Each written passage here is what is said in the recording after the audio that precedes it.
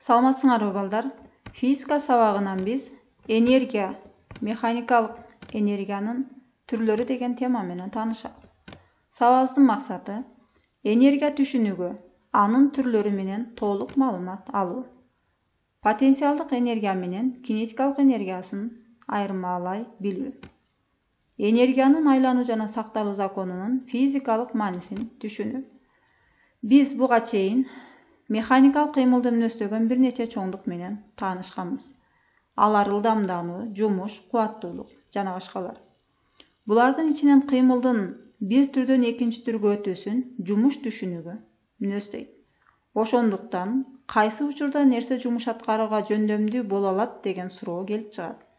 Чынында эле нерсе кандай шартта жумуш аткаруу мүмкүнчүлүгүнө ээ?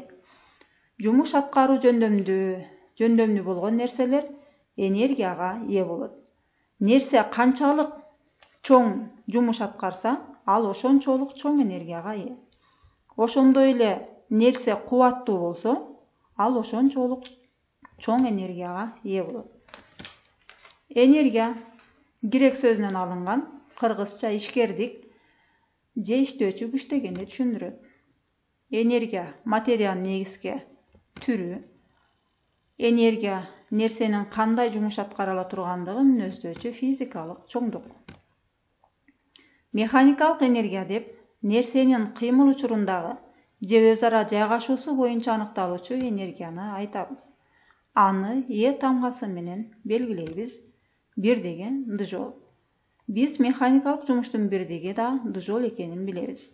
Белгилей кетсек, физика сабагында энергиянын жана жумуштун бирдиги окшош. Завод, фабрика, станоктор, машиналар иштей алсын үчүн электр кыймылдаткычтары электр энергиясынын эсебинен иштешет. Автомобиль, самолеттор, теплоходдор жана башкалар күйүүчү отундун энергиясынын эсебинен иштейт. Суу турбиналары бийиктиктен түшүүчү суунун энергиясын сарп кылат. Биз адам баласы да тамактануу менен энергиябызды калыпка келтирип турабыз. Жана ошондой эле биринчи сүрөттө пружинанын үстүнө жүк коюлган. Эгер пружина жазылып кетсе, жүктү кандайдыр бир бийиктикке көтөрөт. Бул учурда пружина белгилүү бир жумуш аткарат. Демек, кысылган пружина жумуш аткаруу жөндөмдүүлүгүнө, башкача айтканда, энергияга ээ болот.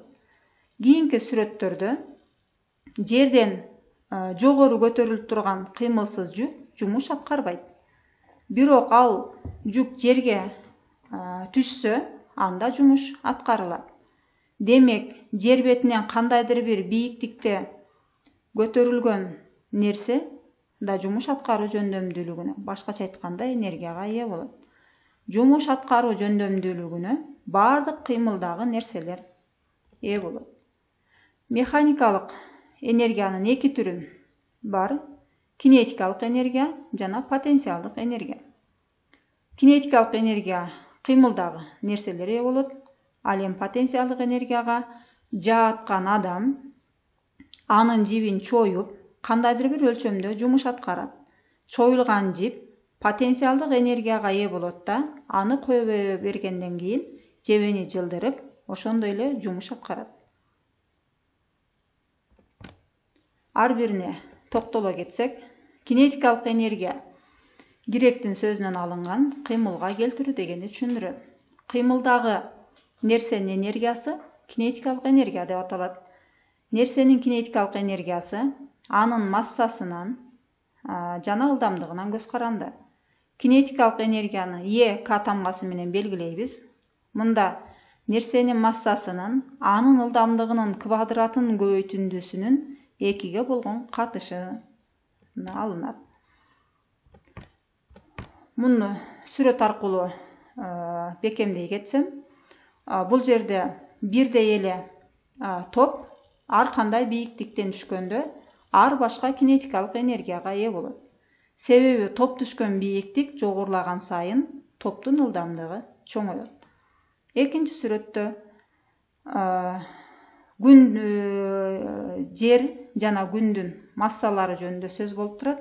Бул жерде күндүн массасы канчалык чоң болгондуктан айлана чөйрөгү ошончолук энергияны бөлүп турат.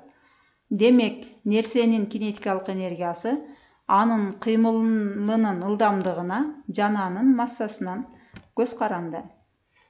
Потенциалдык энергия латын сөзүнөн алынган мүмкүнчүлүк дегенди түшүндүрөт. Нерселердин же алардын бөлүкчөлөрүнүн өз ара абалдары менен аныкталуучу энергия потенциалдык энергия деп аталат. Потенциалдык энергия нерсенин баштапкы жана акыркы абалдарынан көз каранды.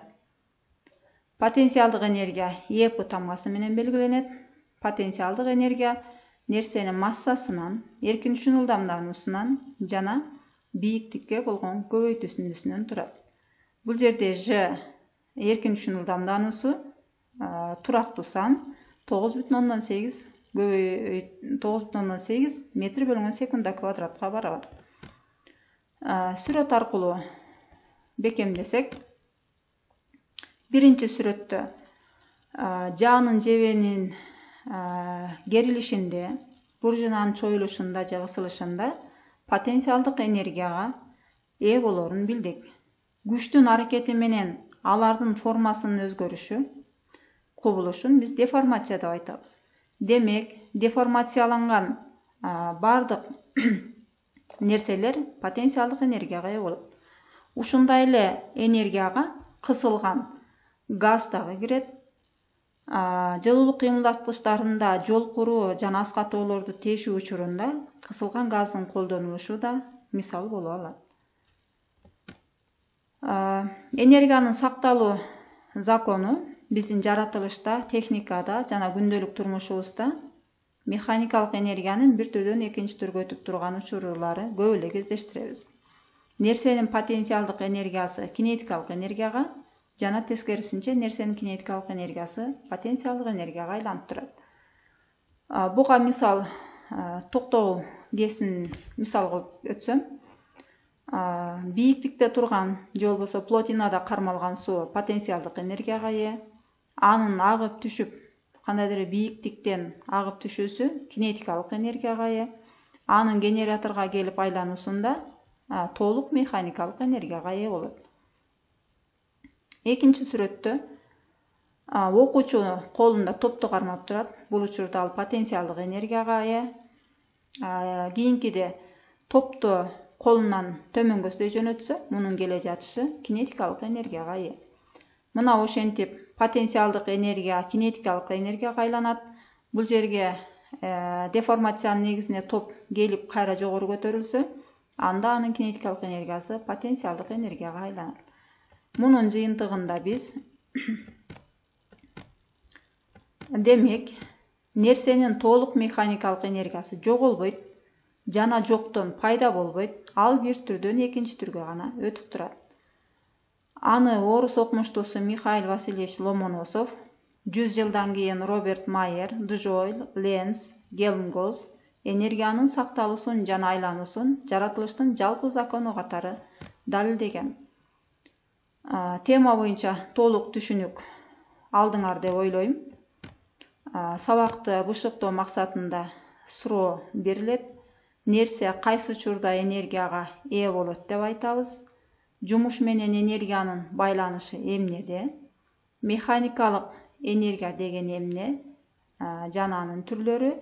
Потенциалдык жана кинетикалык энергия деген эмне? Алардын айырмасы. Жаратылышта кездешүүчү механикалык энергиялардын булактары кайсылар? Бул суроолорго даярданабыз. Мен онлайн түрүндө тесттен ссылкасын жөнөтөм. Ошол боюнча жоопторуңарды жөнөтөсүңөр. Саламатта калгыла балдар.